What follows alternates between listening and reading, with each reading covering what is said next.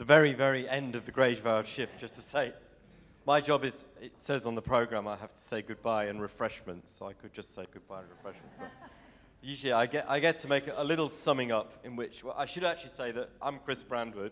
I'm a teacher, or I've been a teacher since about 1980-something, I won't say when. My job is to look after all these colleagues from the British Council who run all these different English programs, which is a pleasure and a challenge, and many thanks to all of them and everybody else who's been here today working on this, and to everybody for coming. I could, of course, talk about how it would be nice if our governments were nicer to us all and give us visas quickly. I won't talk about that. I could, of course, talk about George's family and Aunt Marjorie, but I won't talk about them. And I could talk about the universal set of notes and tweets that I've got, and made pages of notes before, which I'm not going to repeat, and the sort of infinite subset of problems that we have in quality, and the finite subset of answers we should have for solving our quality problems. But anyway, just three little areas that struck me as we went through, and all the different things that we had today. One thing that struck me that you hear everywhere, not just in India, whether it's the UK, any other place, is this theory and praxis debate, and too much theory. Everybody talks about how to solve the problems and who on earth does it. And Gayatri Anand, who authored principally the little report that was in your packet here about the quality standards situation in India, she talked about an implementation gap, which is a technological way of saying that people are not doing enough in a practical sense. And I think that's very fair. And the comments such as teacher educators who don't teach, textbook writers who don't teach, and then all the statistics from Professor Tripathi with the varying quality standards across the place. I mean, this is not just an Indian perspective, but the same comments you'd find in any country. So what does one do about this? And I think the big word today has been sharing. And there's a lot, I think if you do one of those word maps that you do on the web, you would see sharing, collaboration, cooperation coming up the most. And our organisation, our British Council organisation, which we're quite proud of sometimes, mostly what we try and do is put people together. We're working in 110 countries. We do things, in English language and exams and what have you in particular. And if we can bring expertise from India and Britain together and, bang our heads together and come up with good ideas, I think that's really what it's all about.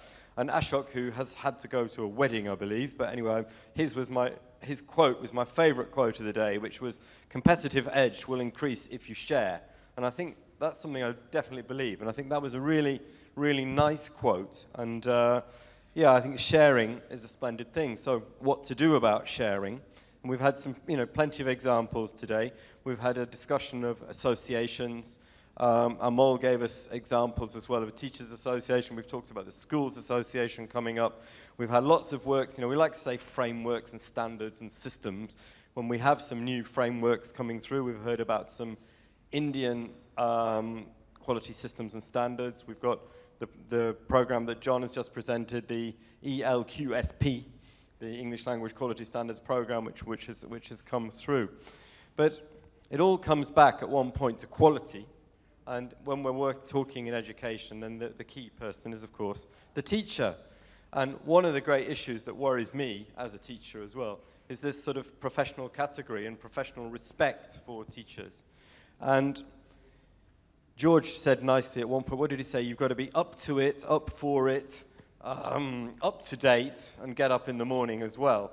And I thought that was quite a nice quote, this burden on teachers and the load that they already have.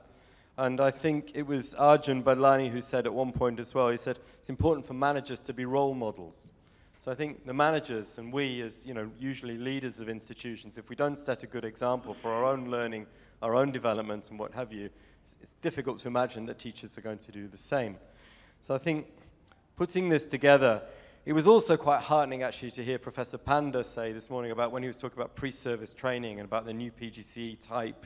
He mentioned the UK PGCs, but basically teacher training courses with large amounts of teaching practice in, and taking novice teachers into schools or beginner teachers into schools and actually doing classroom practice. And I think that is plainly going to help in the training and development of teachers. But, yesterday at the CPD book launch, Professor Rama Matthew, that some of you might know from the University of Delhi, she was talking about how do you motivate teachers for CPD. And you know, she said about providing incentives. Somebody was telling me today, you know, incentives not necessarily money to do it. It might be, but you know, incentives of the pleasure and satisfaction of doing CPD programs and getting people involved. And I think, you know, that is truly the challenge. Anyway, we've had lots of ideas. We've planted seeds, I think, for many trees, not just one association tree. Yeah, we've heard about associations, CPDs, standard systems, you name it. So back to sharing, back to collaboration, back to working together. I hope we can work with you again in different ways, in different places. And again, a very big thank you to all the panelists, all the organizers, everybody here. It's definitely time to stop now. So thank you very much. Bye.